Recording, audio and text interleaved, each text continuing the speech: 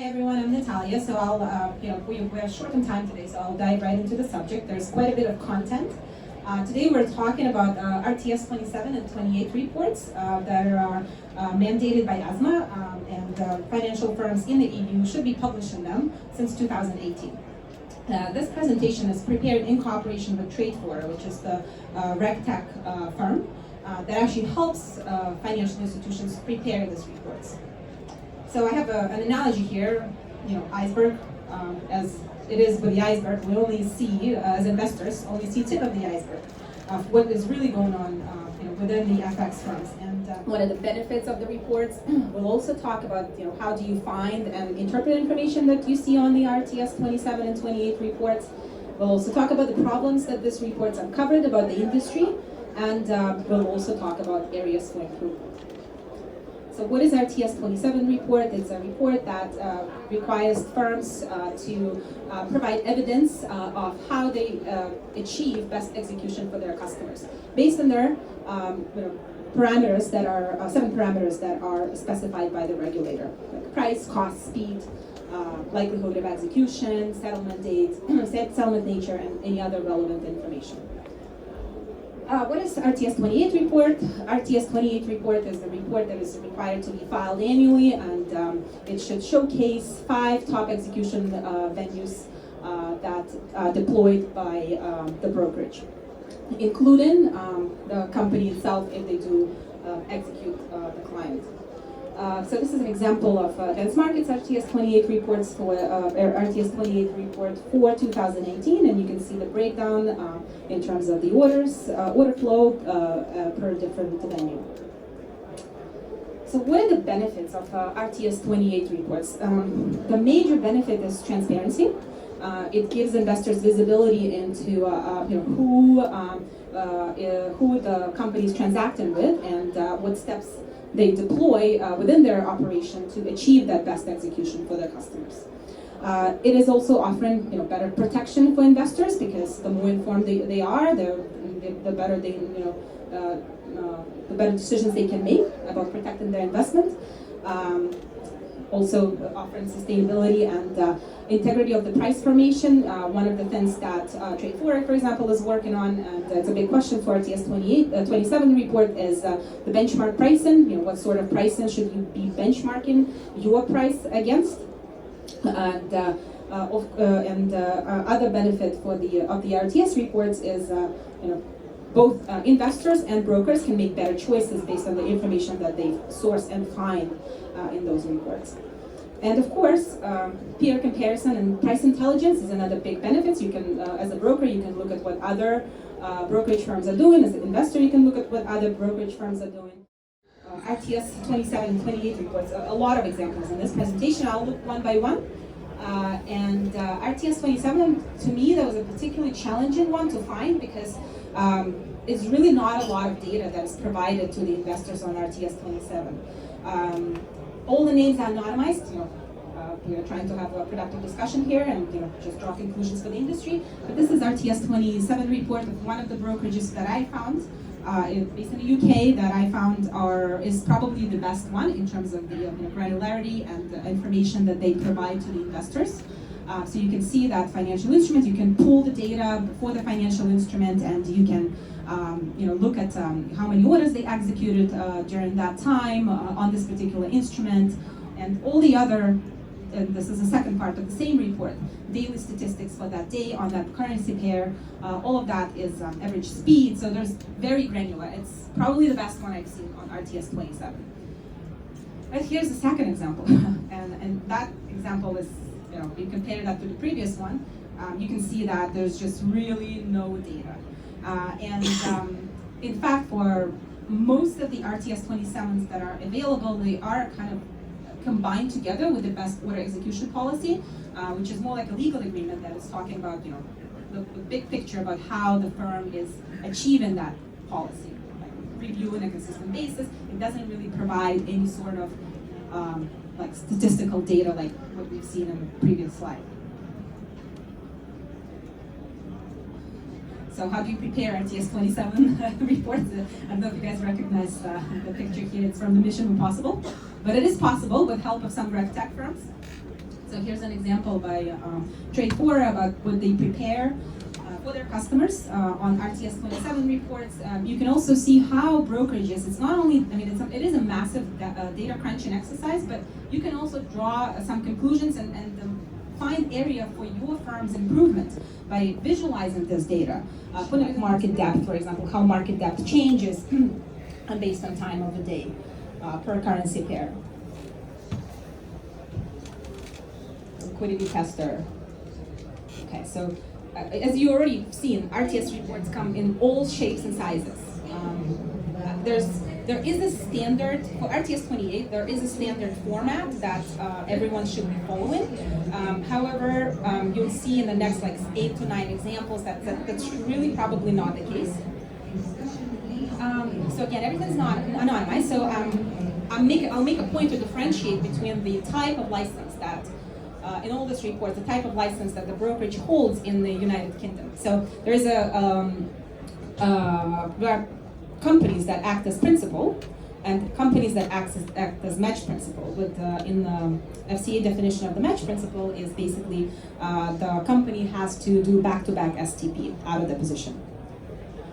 And here's an example of one RTS report that is filed by match principal. You can see that the firm is reporting themselves as the counterparty. 100% of the flow is being processed by the firm, and you can see on the footnote they say that they do that because it's a matched principal broker. You can also see that it's provided in a PDF file. There's also all sorts of formats. This is another matched principal license, also UK brokerage, and you can see that number one, this company's own subsidiary in offshore. By the way, RTS28 report should differentiate between retail and professional. You can see that on these 2 tabs, and the second provider for this company is LNX. Oh, here's another example of RTS28. As you can see, they are not all created the same. Again, this is filed as a part of order execution policy, and it talks about the fact that company has a liquidity relationship with its own subsidiary in Australia. And they might deploy other liquidity providers from Australia.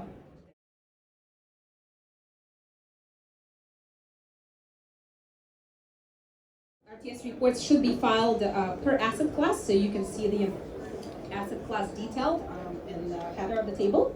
And you can see that UK subsidiary is basically send-in flow to the parent company. The parent company happens to be in the European Union, therefore you can trace back for each type of client. You can see where the European parent company is executing their order flow. And you can see that for CFDs, all of those providers listed below. I highlighted that in the red box. And you can see that for currency derivatives, where spot FX is also fallen under, you can see that they're sending to the following counterparties, and CFDs to the company itself. So here are some of the disclosures that are provided as a part of the RTS28 report by principal brokers. These are the ones that actually can warehouse the risk, and this is an example of another UK company. And in their order execution policy file, they specify that the company will be the counterparty to a transaction, and the client also has a consent that is listed below to sign away that they can send the order flow elsewhere, and the client has to consent to that. Here's an example of a Swiss bank, also part of the requirement by ESMA. You can see they are reporting that the order flow is processed by the bank itself. So, as I mentioned, all of them come in all sorts of forms and shapes, and you really need to be paying attention when you are looking at some of these reports, and I couldn't find that at the time of my research, but I saw some reports that actually listed the counterparty by just LEI number, and LEI is a legal entity identifier. It's also mandatory for all the firms. And sometimes, when you look at that report, you only see LEIs. You don't know really who is the company. So you can go to LEI database, and the link is here, search by LEI number, and find out which broker that is. How to find the RTS reports? Well, it's we're now a website. We have a separate tab for that, but all the other brokers, the requirement is it has to be in a public domain. It has to be machine readable format. You can, of course, find it under all sorts of sections under the website. Disclosures, legal. That's probably the likely place where the RTS reports will be. I use Google. I just use the exact match in Google plus the search operator, the company name, and you can find all of that on Google. Okay, so what are the problems? The problems that were uncovered by all the filings is, number one, as reported by Capitec, was another RegTech firm, more than 50% of companies, of brokerages, actually didn't file reports at all in 2018, although they have to. Most firms also don't use the findings to improve their offering. They just look at it as a regulatory burden. Many firms UCP flow to their own subsidiaries overseas, which you've obviously seen already on the reports that I've showcased. Inconsistency of market and message with the business model, I have to say that's been cleaned up. I actually went to a couple of people that were claiming that they at their full STP on the website, at least on the UK subsidiary website. I did not find that anymore. Lack of reference feed, this is also a problem. Who do you compare the feed to? Is it Bloomberg feed, or Reuters feed, or do you look at the prime of prime feed as a benchmark? Evaluation of large ticket orders. For the equities space, there is a differentiation depending on the order size, not for FX. And most firms don't store tick data, which makes it very challenging for the RTS27 report. Okay. Some areas for improvements, as you've seen, it's very inconsistent. ISIN codes are missing. There's ambiguity about the rules. Seems like every firm kind of interprets on their own, what should go into the report. There's no standardized output form. You've seen the tables, you've seen some text in the order execution policy file. There's no instant data validation, so it appears a lot of firms just load up the RTS27 report half empty, and there's no immediate feedback provided to them.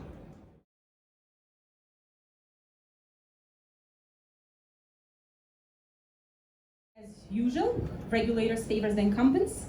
It is a massive data exercise. It's very expensive, and you have to deploy a lot of resources, so it's much easier to do for the firms who are already in business. And the larger firms, of course, can spend the money. Marketing, as I mentioned, already cleaned up. I've already seen some of the misleading messaging being removed. Ambiguity of rules. Rules are ambiguous. Improve transparency. And I've got that. Sorry about that.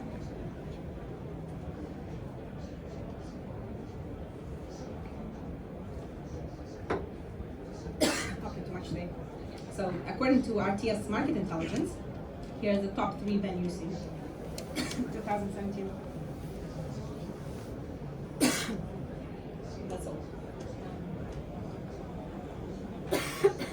Rob Buxton from Rob Buxton from IS Prime. You may have seen the lively discussion that Jonathan Brewer, our managing partner, was having with Natalia on LinkedIn. I mean, I think from my perspective, I'm one of the sales directors at IS Prime, RTS28 reports are something that we get asked regularly. I think a really important thing to flag here, and I think a big point of this seminar, is to see how RTS28 reports are useful to brokers.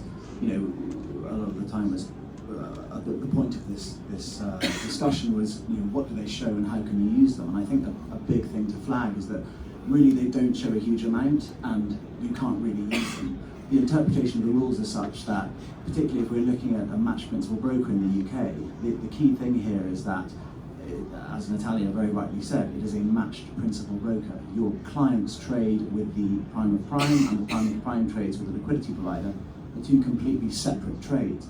So it's actually completely correct to report that a prime of prime's client is executing 100% of their orders with them. So therefore, if you're looking to analyze a liquidity provider, if you're looking to use the RTS28 report to actually see how they're executing your orders, the RTS28 report is not the place to do so, because it's not showing, the data it's showing is not that. It's not executing as agent, it's executing as principal. So if you are looking to use it as a benchmark by which to compare brokers, to say, well, is this showing if someone is STP, is this showing if someone is warehousing my risk, how are my orders being executed, it's just not this. So thank you so much for coming over, and thank you for the opinion.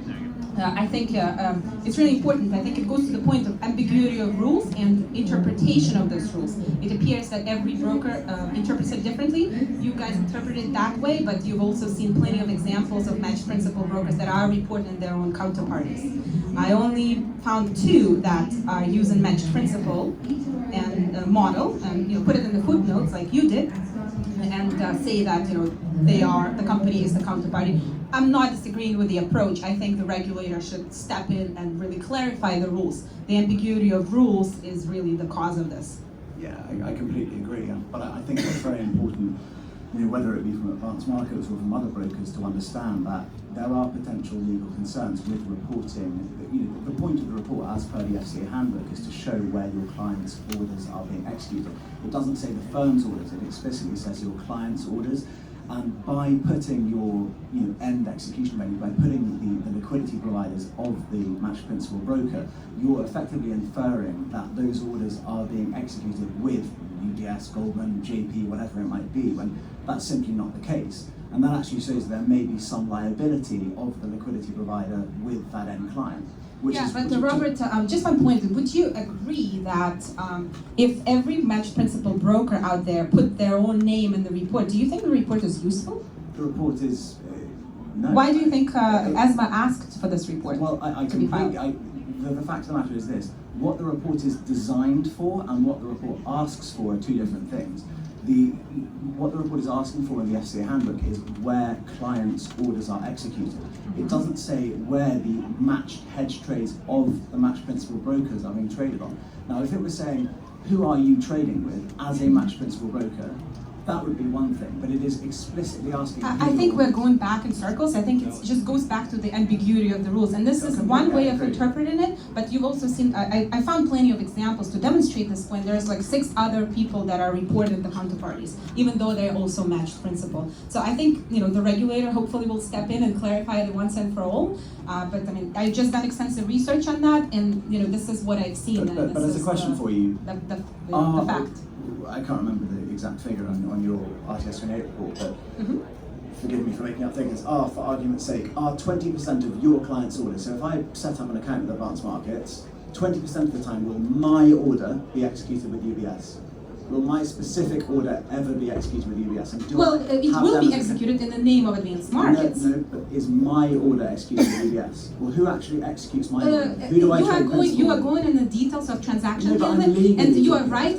I'm not arguing that you are wrong. The client executes with advanced markets just like clients executes with LMAX, Swissquote, whomever, whether a principal or match principal, it does not matter. Where the broker turns around and executes the order, whether it covers it back to back as required by match principal, or they hold it on their own books, that's a different story. So you're saying that my order will never be executed, so therefore me as your client would never be executed with UBS. So the fact of the matter is that it's not necessarily UBS. Your order is going to go to the market, and the first broker that provides you the best price is going to execute your order. But by saying that, you're admitting that the report is incorrect, in that your client's order... I'm not admitting anything. I'm not the expert. I'm not the FCA. I just reported on what I've seen in the marketplace. And there's 7 examples.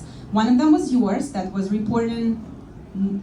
showing that your company is the counterparty, and there were 5, 6 other firms that have the same license as you do, as Advanced Markets does, and they were showing something else.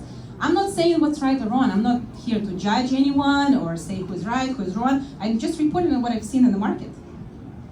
And I think it just goes back to the ambiguity of the rules. The regulator needs to clarify, and I think they're doing a good job. They are updating the Q&A, ESMA Q&A, on a consistent basis. The latest update was just a couple of months ago. I think based on all our inputs and all our questions and all those things that we need to get clarified, hopefully the next revision will reflect this point.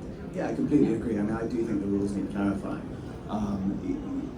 The the point of the rules and what the rules actually say are completely opposite. But I mean, you know, it's down to brokers to work with their clients how they do. I mean, specifically on our side, when we report our RTS28 report in the way we do, you know, we are able to give clients post-trade clarification on where their order or where the corresponding hedge trade was executed in order to give people that clarity. So that's great. I think the regulator also encourages that granular reporting, and sorry guys to interrupt. It's a pleasure. thank you so much. It was a very nice discussion. You can continue this chat up. Yes.